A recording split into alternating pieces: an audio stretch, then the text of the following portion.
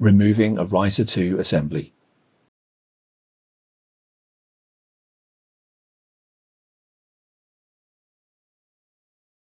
Remove the rear top cover.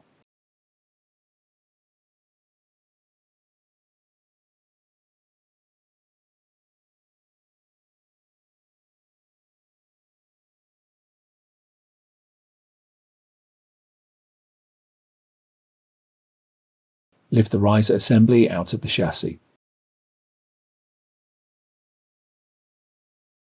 Disconnect all the cables that are connected to the PCIe adapter.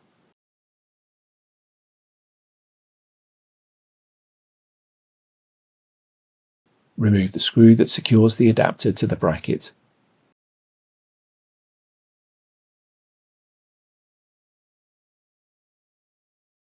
Remove the PCIe adapter from the riser bracket. To remove the riser card, remove the screw that secures the riser card to the bracket.